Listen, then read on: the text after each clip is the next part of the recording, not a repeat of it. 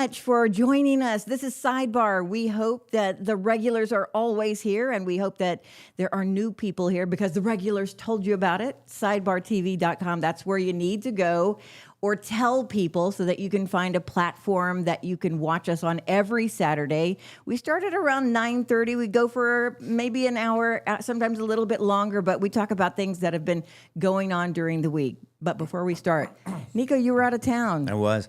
Where were you? Well, I went to South Padre. I wish it was for vacation, but we were honored. A dear friend of mine, a civil lawyer, asked me and Jason to speak at a legal seminar and to talk about representing law enforcement in high-profile cases. And maybe, a lot of these civil lawyers, they may have a civil lawsuit that comes from it, or maybe they have a high-profile case, and kind of the challenges of dealing with law enforcement, how the pendulum has swung back and forth.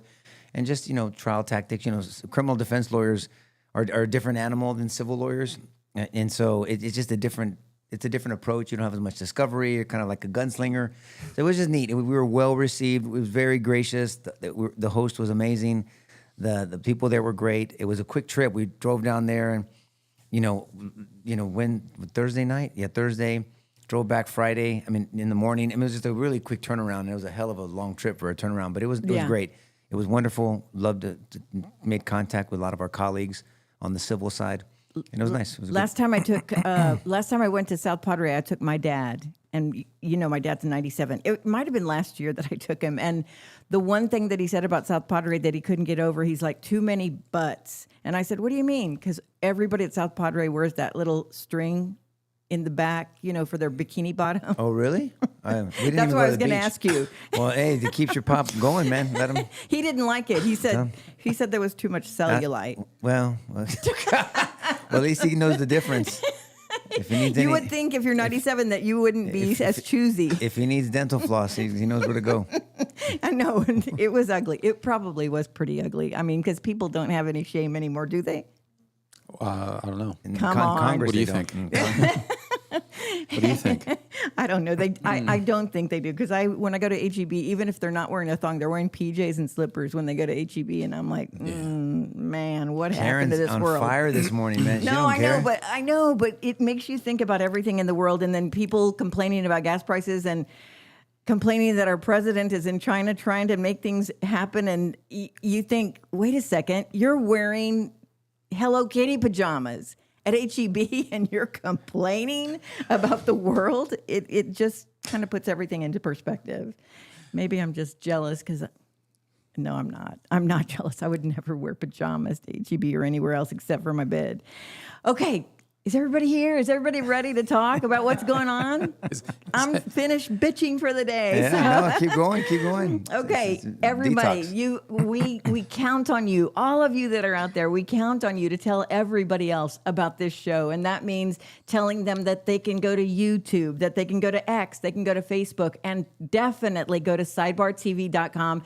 That's the easiest way to tell somebody how to find us every Saturday morning. So let's take a look at what's going on this week in the news. There's really just one thing on my mind, Trump in China. And it's so weird when I think of Trump in China, because I always think of a bull in a China store, because I was on edge, because I was thinking, I hope he doesn't make any jokes. I hope he doesn't say anything bizarre, and maybe the interpreters won't interpret what he said. But he's been pretty good. He's been on his best behavior. Maybe too good, huh? It's been weird. He was like a zombie. But anyway, we'll find out what that means for us, and how does it even affect us. Also, the Justice Department this week accusing Yale, UCLA, illegally using race in admissions. Is that surprising to anybody? Also, the World Health Organization trying to find the source of hantavirus. Yeah. I had to look at you, George. It's actually not that hard. But. Yeah, I know. And the Israel-Lebanon ceasefire extended, and CIA director meeting with top Cuban officials. I can hear Rubio's name being called in just a second for that. Every week you can come here to hear the former Bexar County District Attorney, Nico LaHood, trial lawyer, managing partner of LaHood Norton Goss Law Group, and George Araujo, scholar, former chemist, pharmaceutical researcher, and director. So was it a bull in a China shop, or was Trump just really good in China? How does this even affect us? I don't know. I mean, you have criticism on both sides. I mean, I didn't get a chance to dive into it because, like I said, because of that seminar that Jason and I were speaking at. But you know, you have some criticism. I mean, I don't. What was the takeaway? I mean, what do you think what do we benefit from other than lowering the temperature? I mean, obviously it lowered the temperature. And I heard some criticism that he was too conciliatory. You know, to me, one thing that bothered me, and maybe there's context to this, it kind of seemed like China took his nuts a little bit in the sense of, you know, talking about Taiwan and don't do this and it could cause friction. And that's like tough talk and you're on my turf. And man, I don't do well with that. And then I don't know if Trump responded appropriately. But my thing is, what did it accomplish? I mean, if you're thinking about what it accomplished, I understand there's supposed to be some more trade. They're supposed to invest some money. My issue is you're not dealing with an honest actor. I mean, who thinks that China's a good guy? And Trump, I understand Trump's style, so I'm not offended by it. Whereas like he compliments the hell out of him, and he's a good guy. I know him, he's a nice wife, and everybody's nice. Wait, no, he does not nice. I mean, there's nothing good about Xi. I mean, he's been there since what 2013, George. I mean, something like that. And Xi is not. These people are not stupid. They understand our political system, and they know that Trump's there for another 2.5 years. Is it going to be Rubio? Is it going to be Vance? You know, my choice. I prefer Rubio, but I mean, I don't know. But if it's not, what if it's Newsom? What if it's AOC? What if it's anybody else? I mean, all they got to do is wait out 4-year terms, at the most. I mean, if we don't get some years under our belt, meaning to establish these policies and consistency. I mean, I think they're playing the long game, rightfully so. I would too if I was in their situation. So I don't know. Look, China's not in a great economic situation, right? I mean, they have a demographic issue. I mean, the people are. They had that stupid one-child rule a long time ago, and it's come back to bite them in the ass. Right. And then look, we have better. I think we have better partners in Vietnam and Mexico, on for manufacturing. Although China right now is still needed for those type of things, on certain manufacturing issues. I mean, so it's a mixed bag. Did it lower the temperature? Sure. I mean, remember last week we're talking about China funding Iran in this war and working behind our backs, and now we're all chummy, which I get it. You go into a mafia boss meeting, how you doing? Turn around, they take you out. So I'm okay with Trump pulling stuff like that. I just don't know what the takeaway was, and it's significant. It was definitely not a earth-shattering meeting. It wasn't a pomp and circumstances. It was. What it was. He loved it. He played Trump. I mean, Trump loves it, and they gave it to him, man. Kind of like.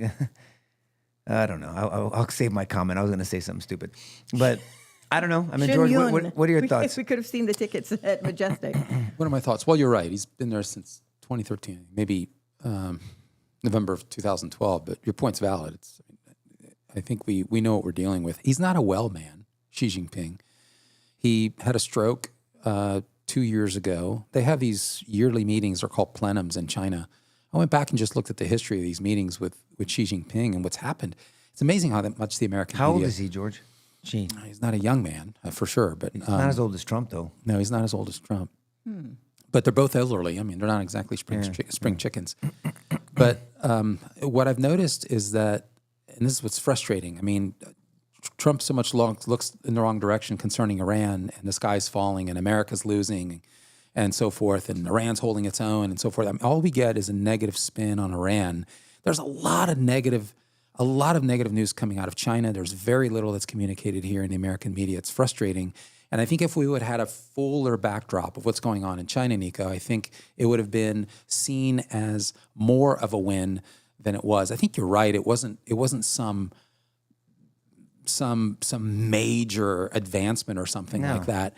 But if anything, it basically it simmered the temperature. I mean, I got it. Yeah, it did. But I guess exactly. That's a great question. Like, what exactly was the purpose of the visit? I don't know. What did it change? And I think that you had Trump goes there. You see the pomp and circumstance. Fine, America's an important ally. Sure. You heard typical Chinese language about mutual cooperation, which is usually code for bend over. And so all the same platitudes we typically hear. But the reality is this, I was interested in the positions of both leaders going into this meeting. What is the relative position on the chessboard? The reality is that Xi Jinping, I think Trump clearly I think it's clear when you look at the backdrop, I think he clearly had the upper hand. You do? I do. But I don't think it was, to Nico's point, I don't think it was like something happened at the meeting that changed things. Things had already changed prior to the meeting. And I think it's important to recognize that. China is not, and you brought it up, I thought you were going to elaborate on the economic conditions in China, but you talked about it demographically. China's in trouble, and Xi Jinping's in significant trouble. He had a stroke 2 years ago, and during that moment of significant vulnerability, there were factions inside the Chinese Communist Party that basically purged. That's a Chinese word. They purged a bunch of Xi sympathizers inside the Communist Party military. So for the last 2 years, there's been a significant destabilization of Xi Jinping's rule. He's lost dictatorial powers. In 2025, they had a meeting where he had to go in and do a I don't even know how to describe it. He had to go in and basically admit to a number of failures, and in exchange, he he had his dictatorial powers reduced. This is what people don't realize. Who did he have to do that in front of? I don't get it. Yeah, this isn't like a Hitler situation where it's where you have this kind of fascistic leader and he almost takes on this kind of religious significance, and where he's literally in completely concentrated power into himself. That's not where we are with Xi Jinping.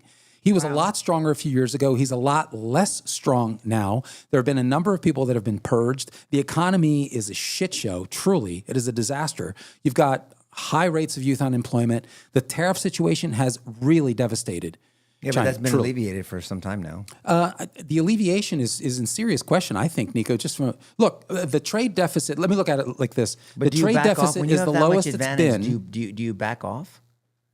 I mean, if you know someone's your enemy and you have that type of advantage of them, why I don't back think off? I don't think I don't let think the Trump's foot off. backed off at all. Where did he back off? I didn't see him back off at all. Trump didn't respond to that because I thought that was well handled. It's like, what's he going to do? Have a dick measuring contest? And basically went around and kept talking about relations with China. Guess who came out though very clearly, and that was Marco Rubio. He came out and said our policy hasn't changed at all. Our policy our posture towards Taiwan is exactly what it is. It is. We recognize it as a critical ally. By the way, and that's true. Trump would be insane if he exchanged rhetoric for support of, and he didn't. He didn't say anything that conceded what Xi Jinping said. It's just that I think Rubio came out as a bit of an attack dog, and he was the right guy to do it. I don't like it. But nothing has changed. And I'll tell you what. Here's what's going on. Here's what's going on with Taiwan. Taiwan is one of the best allies you can possibly dream of. I mean, they've invested a crap ton of money in American weapon systems. They ponied up their 3% GDP towards defense. They committed to an additional 5% willingly. They've made the investment. They're buying, as I said, a crap ton of American weapon systems, which they need. They're building up their military capability. So Xi Jinping can do whatever he wants, but the reality is, what does it even mean? Like, be careful how you approach Taiwan because it'll be a deal breaker for us. But It's why going to create does conflict. it feel so fragile all the time with them? I've been in there's different types of negotiations. Something like that on the world stage, I was shocked that Trump didn't say anything back.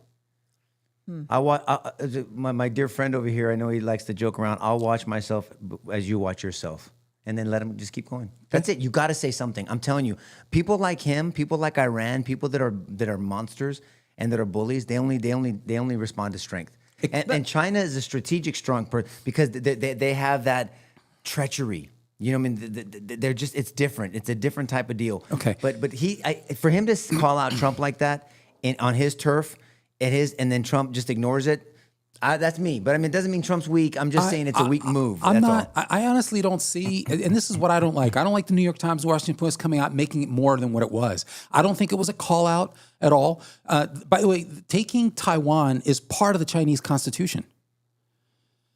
It doesn't change our policy, but let's talk about what he's actually done to China. Our trade deficit with China is the lowest it's been in 22 years. That's very significant. They've got significant deflation because they've overinvested. And now it's like all dressed up and nowhere to go to because Trump has gone after his balls in terms of sending out cheap goods. Okay, so that's in trouble. Significant unemployment problems. He's got people that are important to him that have been purged from the ranks. So he's basically a titular head at this point. I mean, his power has been dramatically reduced. His job was to go out there and not screw this up too dramatically. But what has happened? I mean, we've taken their sources of oil. I mean, Basically, 20% of the oil that they were getting for virtually nothing, we've gone after. And it's at Trump discretion. How do you like that? Since the last time he met, he can't get Iranian oil. He's not getting Venezuelan oil. And whether he gets it or not is up to Donald Trump. Literally. So that's a pretty significant, I think, change and pivot in terms of power on the chess table. I don't know how you dismiss that. I don't think you should dismiss it, brother. I mean, look, there's just... As the governing issue versus Xi Jinping said that, he didn't say watch yourself. He didn't say any of that stuff. In fact, I'm going to pull up what he actually said. Say it. I think that sometimes all of the great things that we say this every single week, but all of the great things that Trump does and his maneuvering in these on the world stage is always overshadowed by something that mainstream media is reporting on versus the stuff that is supposed to be reported to show that America is strong and Trump is taking the lead in this. They'll report on Kash Patel scuba diving, in a place where he wasn't supposed to be. Like, that's the lead story versus what is going on with Trump and what's happening with China. That doesn't surprise me. I know. Let me share some of the words that he said. He said, "This is what I thought was a bit of a nothing burger. Handled well, this is China. Handled well, relations between the two countries can maintain overall stability." That's Xi Jinping. If handled poorly, the two countries will collide or even clash, putting the entire U.S.-China relationship in an extremely dangerous situation. And then he went on to say, Taiwan independence and cross-strait peace are as irreconcilable as fire and water. Taiwan independence and cross-strait peace are as irreconcilable as fire and water. Safeguarding peace and stability across the Taiwan Strait is the biggest common denominator between China and U.S. And then Trump didn't respond to that. And so what he's... And you think that's good? Because it's been there all along. But you think that's good? I mean, did she have to say that at that moment? He didn't have to. No. Felt like a power move. It was an absolute power, brother. It was an absolute power move, and he won it. He won that. Look, if you're playing a fight, if you're fighting 12 rounds, just admit Trump lost that round. He lost that round. I don't understand how it's a loss. No, hold on a second. I don't understand how this is a loss. I'm talking perception for Xi. Okay. When your opponent thinks they're stronger than they are, now unless he's got some 4D chess move. I know everybody likes to talk about that with Trump, and he's been very wise on other things. So I'm gonna pause. I'm just calling balls and strikes. I would have never ever let someone do that. I don't think they think they're stronger than they are. I think they acknowledge just how weak they are. We've got them by the balls. How? Well, I just explained. How did they acknowledge it though? You explained something, but remember how at the White House when Trump was sitting next to Zelensky? That was a power move when everybody just like what? He took his nuts. Economic. Yes. We didn't make a single concession. No, but you said she acknowledges it. How did she acknowledge that they're weaker? Why is he buying 200 planes? Why is he buying 200 Boeing planes from the United States? Didn't need to do that. He didn't.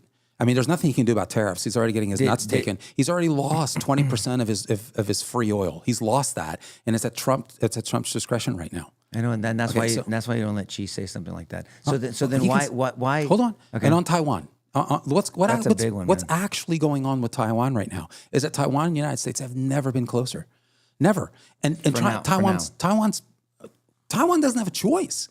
I know, but it depends on who's in the White House. They're pumping billions into the United States economy as we speak. Two of the largest, in fact, I think it's at least 2/3 of the semiconductor. This is really the issue. It's the semiconductor industry that Taiwan controls. 2/3 of the semiconductor industry are run by two major companies out of Taiwan, and both those companies have integral relationships with the United States, not China. And so all of those arrangements, all of those deals have been brokered with the United States. So if this guy wants to say Taiwan independence and cross-strait peace are as irreconcilable as fire and water, hey, good for you, bud.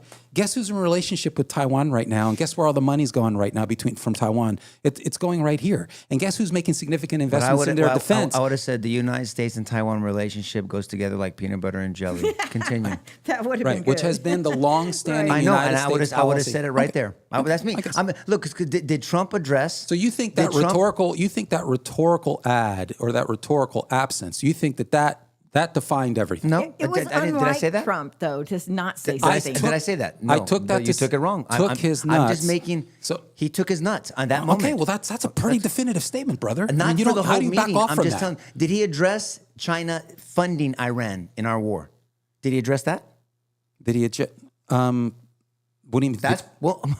So you have China. Yes, he did. If that's what you're getting at. What did he say? And Well, how did he spank him for that? Other than let him talk to him like that about Taiwan. So he lets him talk to him about him like Taiwan, but he doesn't address China funding Iran in a war that we're in. It doesn't get any worse than that. Look, I'm different. Maybe I find, and if there's another move I'm not throwing Trump off the bus. I'm just saying that was weird for me to see that. That was just weird. It's just weird to me. Not as weird. I take that back. I don't want to be hyperbolic. As Mark Levin grabbing on Trump like an idiot. You don't do things like that. Trump came out and posted that Xi Jinping had conceded that he was going to support the United States in terms of Iran. Making sure that they couldn't have control of the straits. What's he going to say about the oil? It's Trump's. Oh, here's my opinion. It's Trump's now. But it is unlike Trump not to have said something. Well, yes. I know. Look, if you go into it, when I go into a negotiation and I have all the cards, why do I act like I don't have all the cards? You have all the cards. If he really has all the cards. Act like it. That's just me. Look, Trump is a great negotiator. I'm not criticizing him. I'm not one of those dudes that one thing he does wrong, throw him out of the... No, I'm not saying any of that. I'm just acknowledging that was weird. I don't think that was a good look. And he got criticism for it, I think justifiably. But if he has a different move and a different theory and he's working something else, I'm going to pause because I trust him to make decisions. So I'm going to pause, but I don't like that look. I don't like Mark Levine grabbing on him. I don't like certain things. Okay. I like Trump's strength, and he didn't look strong in that moment. That's all. Yeah, I guess he didn't rhetorically in the moment, but he was asked about it, and he's like, hey, our policy hasn't changed. Our position hasn't changed. Marco Rubio said, nothing's changed at all. We know, and Trump said, we know that's their policy. They've been talking about, this has been etched in stone for forever. And our policy hasn't changed. Next, so we can sit there and have a pissing contest. Everybody knows what the rules are. Everybody knows, and yet we talked about. And China doesn't follow the rules. That's the point. We've put them in a situation where they have to follow the rules because we've taken 20% of their cash cow, which is significant. They can't get cheap oil anymore. We know economically they're absolutely in a devastating situation. We know that Xi Jinping is very vulnerable right now. He's never been this vulnerable. So then why don't we take advantage of it? We are taking advantage of it. Crush him. To me, it's like if my kid's fighting another kid. And somebody is training that kid to fight my kid, and they're actually taking swings at my kid. So by default, you're taking a swing at my kid. I don't know. I'm not gonna. I get the diplomacy and the fake. Keep your friends closer and your enemies closer. I got all that. I'm just saying you can do two things at one time. You can make sure that Xi Jinping doesn't pull a power move on you, and you can still be diplomatic and still work on. I just think there should have been. If we know for sure China is funding Iran.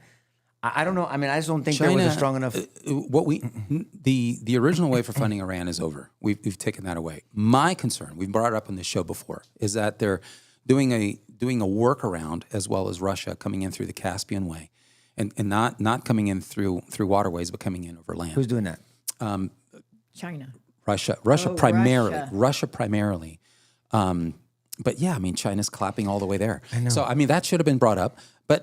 But I don't know. I'm talking specifically about Taiwan. There's nothing to say about Taiwan. There's not a fucking thing they can do with all respect. What's Xi Jinping going to do? Even if the United States is not in, they're pretty well armed right now. Taiwan can pretty much handle themselves right now. It ain't going to be like a Russia-Ukraine thing. You know who's winning the war right now? It's Ukraine. And so you've got Vladimir Putin now, who can't wait to get out of Ukraine, which is an interesting shift. I haven't heard anything in American media about that because he's so vulnerable. And I think there's no way Xi Jinping is going to drag China through that. He doesn't have the dictatorial power to do it. They have no appetite for this. So have at it. Keep it in the Constitution all you want. The reality is, on the ground, Xi Jinping has nowhere to go. That's my point. And what I hear you saying, it sounds like in that rhetorical moment, you think that was an opportunity for Trump to win that. I understand power players. I understand. I've been in the room with them. I understand everyone's jockeying for like a bunch of bulls or dogs in a pen. I understand. I'm telling you that was a move. That's it. Now, is it significant? I don't know. I'm just saying it was a move. I'm not saying that we're lost or we're beat or screwed. I never said any of that. Well, context. I just said it was a move. Yep. It was a bad look for Trump, and then we went into this conversation. That's all. Just say yes or say no. Either one. I understand that mindset. I'm telling you, and he's no friend of ours.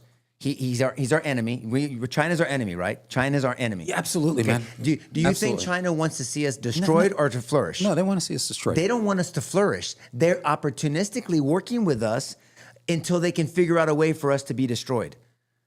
I mean, Trump did bring up the fentanyl situation. No, they brought all of those things up. I'm just talking about what Nico's saying in the context in Yes. which he said it. He was a speech.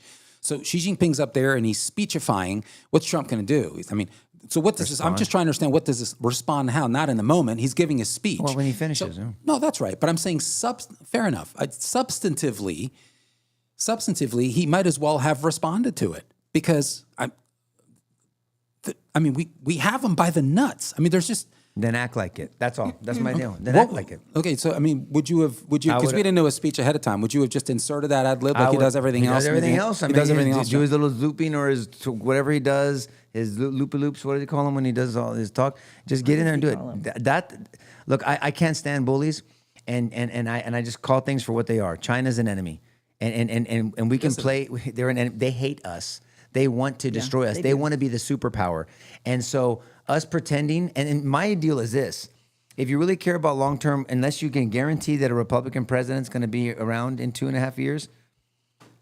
Oh shoot! Forget about 2.5 years. We got till November that we're probably gonna. That's going to be a shit show. So I mean, that's a whole different ballgame. They're supposed to meet at least twice this year again. So and he invited him to the White House. Okay, let's see if he does the same thing back to him. So let's see what happens. Look, I want Trump in that room. I'm gonna tell you right now. I'm not making any bones, but I want Trump in that room. I want Marco Rubio in that room next, but I want Trump in that room right now. And I'm gonna pause. I'm just making an objective. He was being way calmer than No, and I think and I'm okay with that, but Karen. that's okay. I'm okay Yes. with that. I was fine with that. I just don't like when somebody's making a power move. That was a power move. and it was on their homeland. So maybe things will change. When But they I have come a to curiosity America. question. Virtually Where always does do Trump that. sleep when he's there? That's a good question. Maybe on the plane. I mean, I really would sleep on the plane. I wouldn't sleep anywhere China's at. I wouldn't eat anything, I drink wouldn't- anything. I don't trust any of those bitches. There's no question they're not our friends. I mean, I don't know where he it's sleeps. interesting. I'm so used to him, kind of going off the cuff and saying shit that you probably wish he didn't say. So yeah, he was That much more was subdued. He was weird. kind of very congratulatory and all that. And I guess, for me, when I saw it, again, just viscerally, it made sense to me because, we have him by every angle. We took Venezuela away. We took Iran. Now Cuba's about to collapse. We always saw that coming. Right. So there's another supporter of China. Iran's gone. It's like where exactly is China these days? And I don't think they've ever been this vulnerable. So you can go in there It's and rhetorical to even ask but I this. take your how point. did we I just don't know what setting. I guess maybe just kind of weave it into his Man, speech. brother, I'm telling you that in trial and this and that perception is reality. And I just, why? Because people are talking about it. So you gave them something to talk about. Why? There's just no need for it. That's all. Just. Like a I just PR, thought- like a there's a diplomatic power move, PR man. deal. Yeah, that was a power move, man. That's it. Well, the That's all. media jumped all over it. Well, It was. I didn't know that. It was. That It was makes like sense. one report after another. Well, what were they saying? Again, 'Cause everything I didn't I see just it either. everything I just explained with regard to what's actually going on Yeah, between I the United know. States and China. I You know. don't see any of it in the New York Times, nothing in the Washington Post. Even conservative media. It's like, okay, I guess. Whatever. I care about a substantively weak China that can't hurt the United States, and that's where we are. We need more of it, and I think that's been achieved, and it was achieved ahead of the meeting, not at the meeting. I don't know. Interesting. It makes me sick, though, that we're even in this position. And I don't want to go back to the history of, America and China, but that whole Strait of Hormuz and them having the only way that we can make oil that turns into gas. And how did we end up in that position as America? How did they let that happen? Why don't we have the capabilities that allow us to do it all on our own? We could, right? Well, Nico, this is not.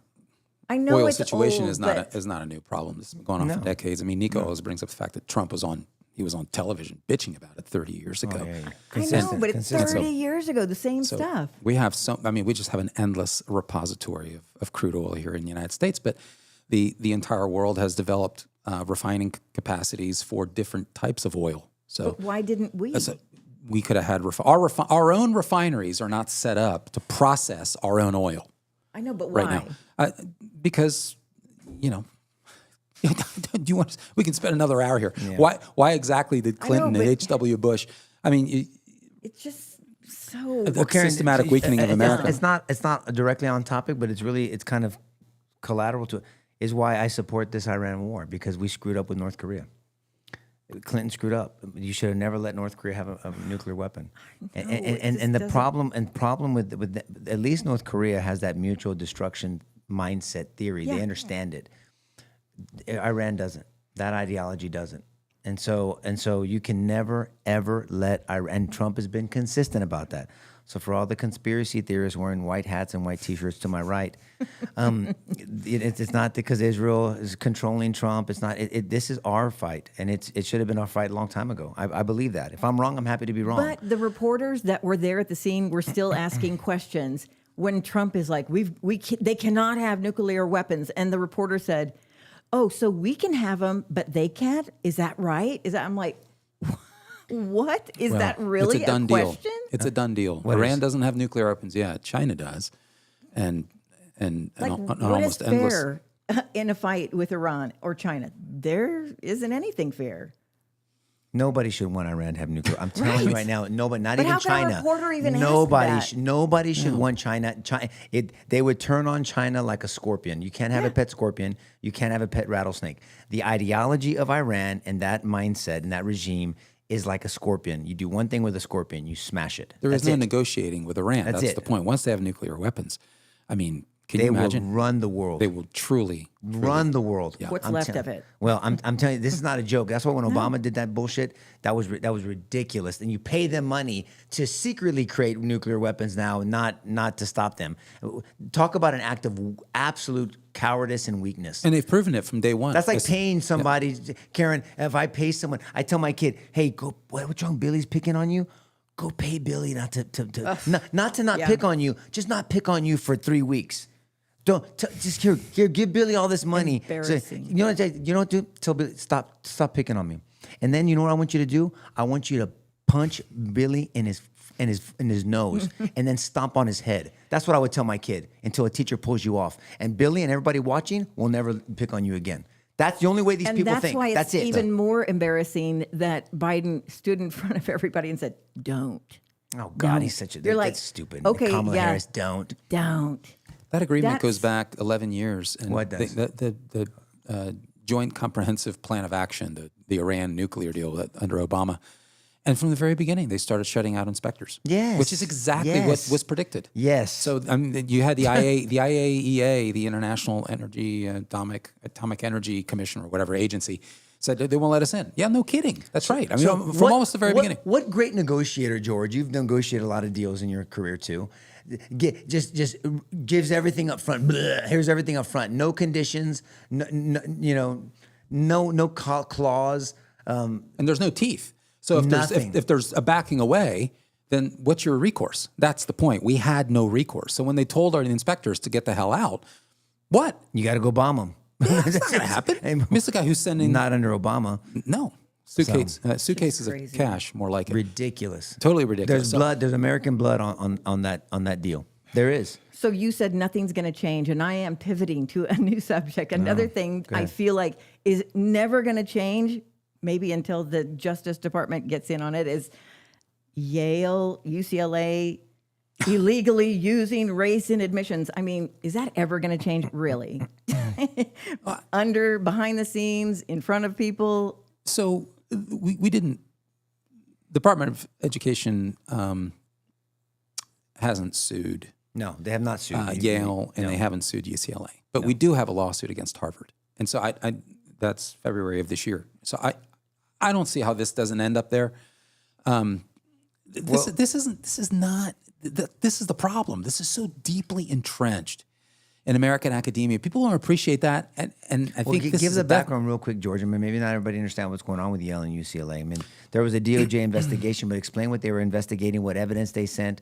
They sent what's an equivalent of a demand letter. Before you file suit, you send a demand letter. You can saying, do this, do this, do this, or else. Here's the breach. Here's some of my evidence, and here's what I'm asking for to stop a lawsuit.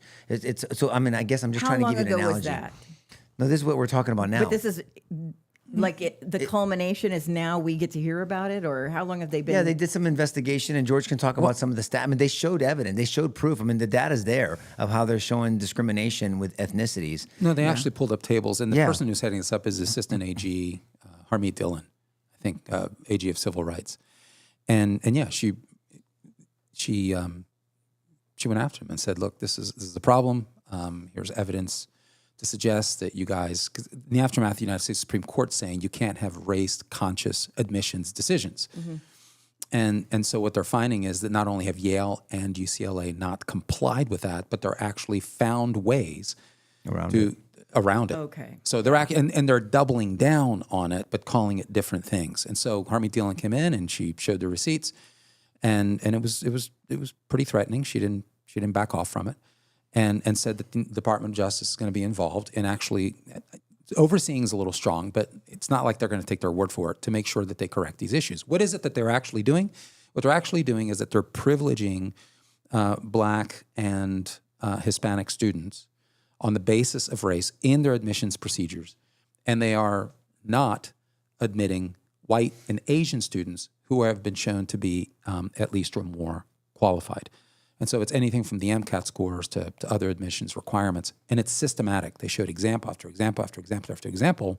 And what they found is that in the aftermath of the United States Supreme Court ruling, that they literally sort of reinvigorated their efforts to do this even more. Why? Because it is part and parcel of academia. This is philosophically. That's where I was going to start, Nico.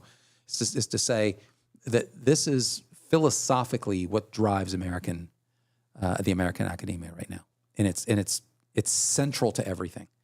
I mean, it's not just in medicine, but it's in law. I mean, there are law schools that have been completely perverted. I'd say overwhelmingly so, all the way up to the American Bar Association. It's in the American Medical Association, and it's. I can't think of a corporation that isn't. Well, so this issue comes down to the discussion on affirmative action and whether it's appropriate or not.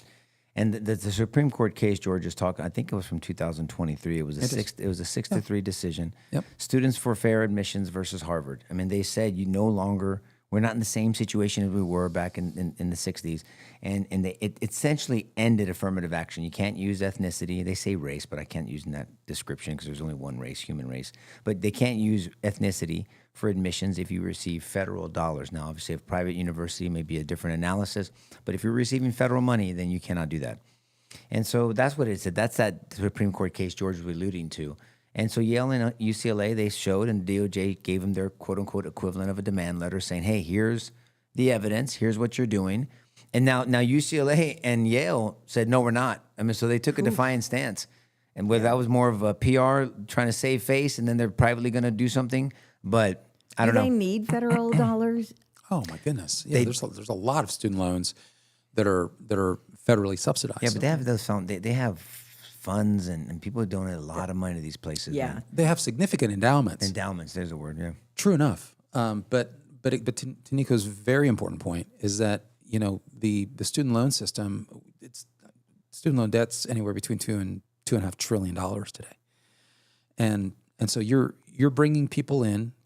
You're admitting them, and they get into majors, and they use those majors the curricula of those majors to weave in the philosophy of diversity, equity, and inclusion, right? Which is critical race theory, which is we've explained here many times. It's Marxist at its core, right? It seeks to basically accentuate and foment divisions in your society along various dividing lines. The United States, race is always at the top of the list, right? It's sort of our perhaps our greatest sin as a nation. And so they exploit that, and they've weaved that into curricula. They see everything, whether it's natural sciences or sociology or politics, through this prism of race. And everything is communicated and graded and tested and so forth through that prism. And so this whole machine has to be torn down. And Jonathan Turley was on some show saying that, what basically doing is they're basically running out the clock. So you have a United States Supreme Court ruling. They probably like, whatever. And they retooled and basically now call it something else. And so Department of Education is vetting things and finding that that's what's happening. I don't think it's just these two universities. I think it's across the board. They're finding problems at Stanford, Ohio State University. It's all over the place. It's everywhere in American academia. And Turley says this isn't going to go away quietly into the night. How? I guess what I'm wondering is how then is the Department of Justice going to enforce this? And I think the only way to do it is probably by making it super expensive. And they do have significant endowments. They're going to need those monies because of lawsuits. And I don't know how in the world they're going to win these lawsuits, to be honest with you. The data is pretty obvious what's going on. So other than making it really expensive, I don't know how else it can. What else does the government have at its disposal to go after these universities? Well, I mean, if there's some criminal statute that was violated, obviously that's a huge, I mean, that's a huge weight over the schools. I'm not saying there is, by the way. I'm just saying it's nothing. It's just it's a money grab. I mean, you're just going to have to cut off their federal funds and then sue them and get judgments against them. Which would lead them to shut down. Who is sending their kids to these Ivy League schools now? Are people aware that Yale and Princeton and Harvard, I mean, they're damaged. Their reputations are totally damaged. But I guess, is it still prestigious to go to get accepted? They've lost a lot of it. I mean, in what circles? I mean, nobody cares that I went to SAC for 8 years. I mean, you know what I mean? Nobody cares. Don't ever say that again. I don't care. I mean, I just, I went every summer. When I'm trying the case and we're getting results for our clients and we're fighting fearlessly for them. So, I mean, I don't know. I've never been into them. Even if I had a full ride to Harvard or Yale, I wouldn't have gone. Never. I mean, that's just me. Joaquin Castro. Didn't the Castro brothers go? Yeah, they did. Former elitist universities just don't have it. It's well deserved. I mean, they just don't have the name brand that they used to have. I mean, when you bring people in to indoctrinate them, if you're an employer, I mean, when I was at Merck and I was a hiring manager, I was interviewing people that were, we were close to University of Pennsylvania, so I got a lot of applicants from U of Penn, that's Ivy League, and had quite a few from Yale and a few from Harvard. Merck attracts those individuals, and I'll be honest with you. I mean, I peppered them with a lot of situational questions. How would you resolve this problem? And a lot of them were conflict what if games, resolving problems in an environment where things aren't necessarily going to go your way. And you got somebody who's just as smart as you, maybe smarter, and they don't want a buck. How are you going to solve this problem? And I just kind of listening for little things. And I heard a lot more entitlement. I heard a lot more entitlement than I had hoped. So funny, yeah. Right. So these universities are not preparing kids for the real world. And unless you go into a mathematics degree where 2 and 2 is still 4, even though, yeah, that's right, even though it's been called out as racist. I don't know if you're aware of that. Mm-hmm. It is. So unless you go into a natural science department, I mean, this DEI has just about infiltrated everything. So if you're an employer, are you going to be hiring from universities like Harvard and Yale and Stanford and OSU and U of Penn that have significant amount of dollars invested in brainwashing kids in this way? You don't want those people in your organization. And so those universities have lost a tremendous amount of status. And I whatever, man, hail to the Department of Justice with all those investigators. Yeah, it's the ones you trust. It makes me think of J.D. Vance's book. And the ones that I don't trust. Yeah, right. the one you don't trust, yeah. In Hillbilly Elegy, that book, oh my God, look at them. Stop it. J.D. Vance, didn't he go to Yale? Is that where he went?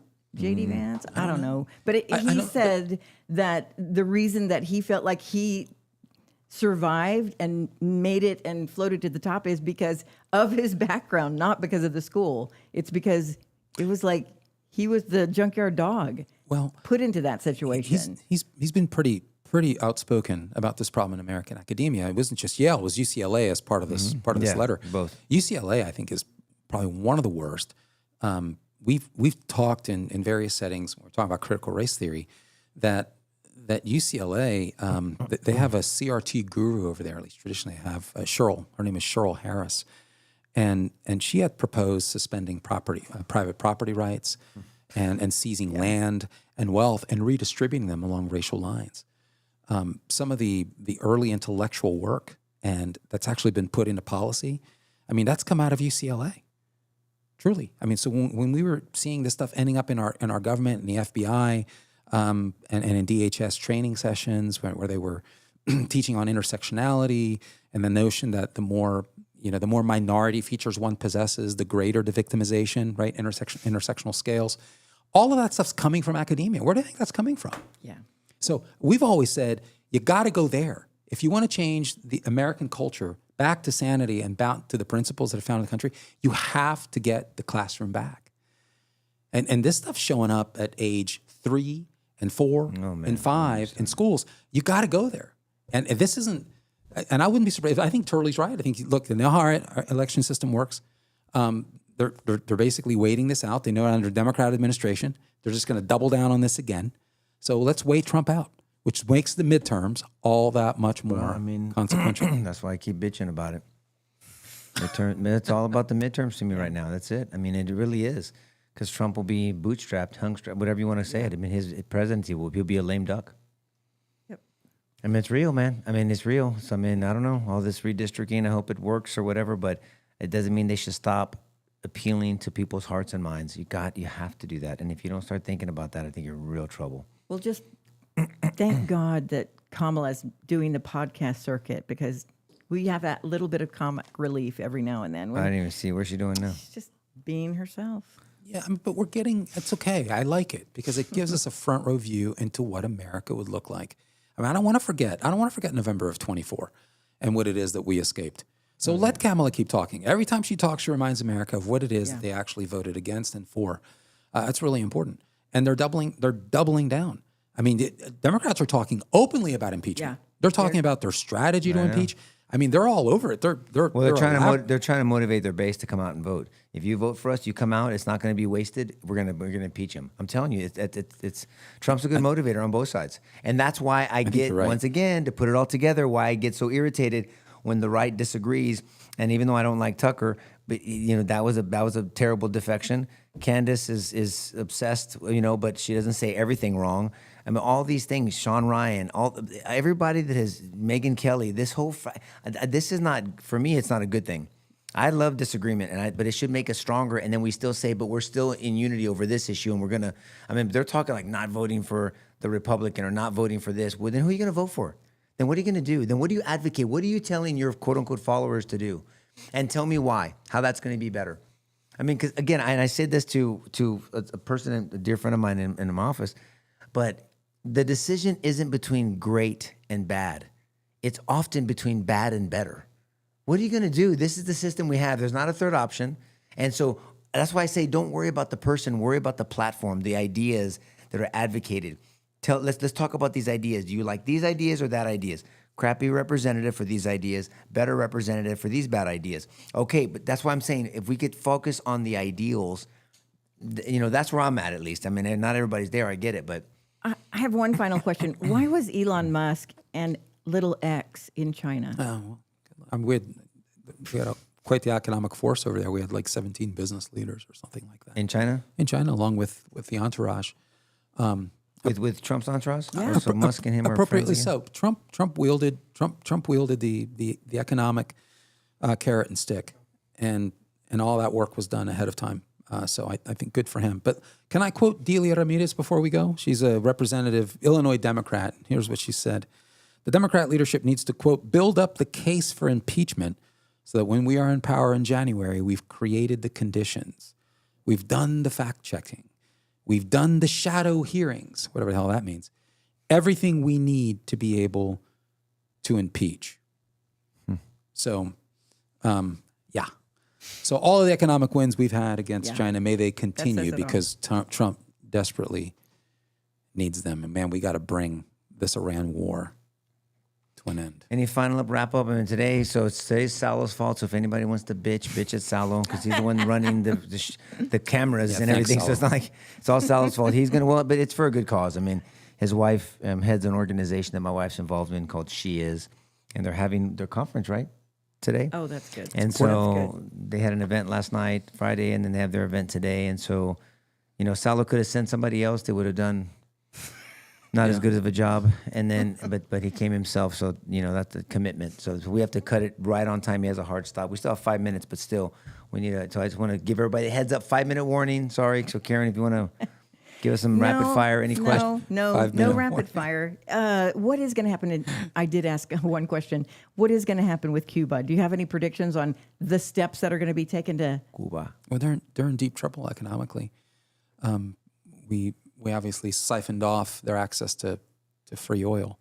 So people just need to remember that since the revolution in 1959, the time clock pretty much stopped in Cuba. If you ever want to see a bunch of 57 and 58, 59 Chevys, go watch, go look, take pictures, like get images of Cuba today. And Iran So in they're 78. a complete same? a complete disaster. I mean, the latest news, I don't know what the agenda specifically is. It hasn't been reported to my knowledge, but John Ratcliffe, the head of the CIA. Is in Cuba. Rubio's talking a lot about Cuba. And I think they're basically trying to give them the Venezuela treatment. Look, you pony up, you play nice. He's got to go deep when he goes over there. The head of the CIA, I bet he's got to travel with a big security Can you imagine detail. that? You have to. I mean, he flies private. I'm sure he flies the presidential, one of the government planes, surrounded by, I'm sure by fighter pilots.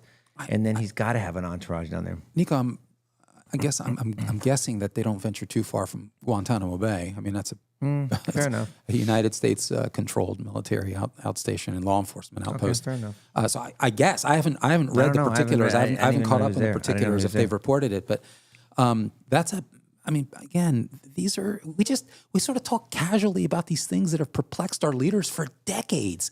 Venezuela. I mean, that's been resolved for all practical purposes. The border, Cuba. I mean, we talk very casually about these things. And Iran, and it's 16 months into the Trump administration. Why is that? I mean, we have a national media that doesn't celebrate things that are worth celebrating. It's very frustrating. And so, anyway, we can be frustrated all we want, but midterms are coming, right? Yeah. I have to say, though, I know you have a bromance with Rubio, but when he speaks Spanish at these news conferences and in Cuba, I'm like, dang, that's awesome. I think for him, I don't even know what a bromance is, but what I mean is I respect a true statesman with courage, with kindness when it's appropriate, charisma when it's appropriate, and just balls. I mean, we call it ganas in Spanish. I mean, it's so unique. His style, his authenticity, his knowledge of what this country is really about. I mean, that's why when he went on that diatribe, a couple weeks ago, it was really beautiful. So good. I just think he's the perfect person to pick up the mantle after Trump.